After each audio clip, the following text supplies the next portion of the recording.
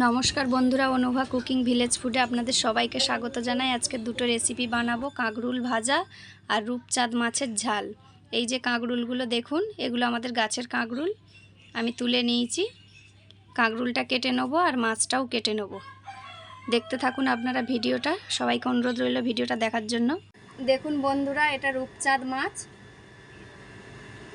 কত বড়, শুধু সাইজটা দেখুন। এটা আমাদের ফিশারির একদম জ্যান্ত।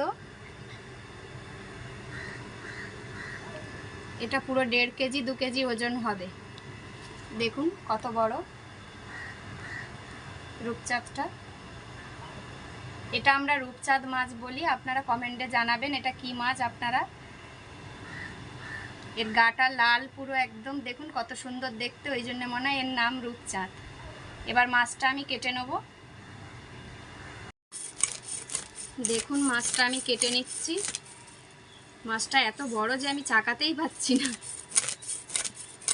বন্ধুরা দেখুন, বন্ধুরা মাছটার পেটে কতটা তেল হয়েছে।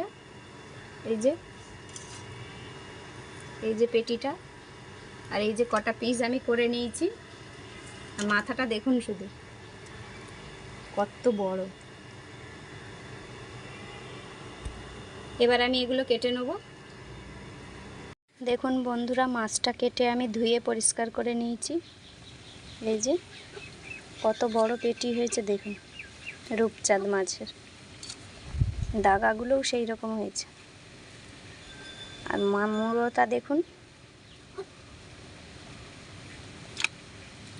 মাছের তেলও অনেকটা বেরিয়েছে। এই যে তেলটাও আমি ধুয়ে পরিষ্কার করে নিয়েছি। মাছের দাগাগুলোর সাইজ শুধু দেখুন একবার। মাছটা এবার আমি ঝাল বানাবো, এই রূপচাঁদ মাছটা। দেখুন মাছটায় নুন হলুদ মাখিয়ে নিয়েছি। এবার আমি মাছটা ভেজে নেব। এবার কড়ার মধ্যে দিয়ে দিয়েছি সর্ষের তেল। তেলটা গরম হয়ে গেছে। এই মাছগুলো এবার তেলের মধ্যে ছাড়বো। মাছগুলো ছেড়ে দিচ্ছি। দেখুন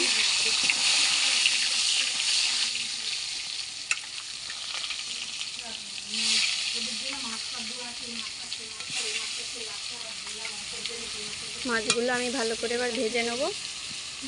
দেখুন মাছটার থেকে কত তেল বেরিয়েছে কড়ায়। মাছগুলো একদম লাল লাল করে ভাজা হয়ে গেছে আমার। তুলে নেবো এবার। এখানে মশলার জন্য নিয়ে নিয়েছি ধনেপাতা, টমেটো, পেঁয়াজ, আদা রসুন। এবার কড়ার মধ্যে দিয়ে দিচ্ছি গোটা জিরে আর টমেটো কুচি। এবার দিয়ে দেবো বেটে রাখা পেঁয়াজ আর আদা রসুন বাটা। দিয়ে মশলাটা ভালো করে কষে নেব। এবার দিয়ে দিচ্ছি একটু লবণ। দিয়ে ভেজে রাখা মাছগুলো এবার ওর মধ্যে ঢেলে দেবো। দেখুন ভেজে রাখা মাছগুলো আমি ঢেলে দিয়েছি। যেহেতু মাছের ঝাল হবে তাই বেশি জল দিইনি। এবার এর উপরে দিয়ে দেবো ধনেপাতা কুচি। দেখুন মাছের ঝালটা একদম রেডি হয়ে গেছে। এবার আমি জিরে গুঁড়ো আর ধনে গুঁড়ো দিয়ে দেবো। দেখুন এই যে মাছের ঝালটা আমার হয়ে গেছে। এই যে রূপচাঁদ মাছের ঝাল। আর এই যে কাঁকরোল ভাজা, একদম মচমচে করে ভেজেছি।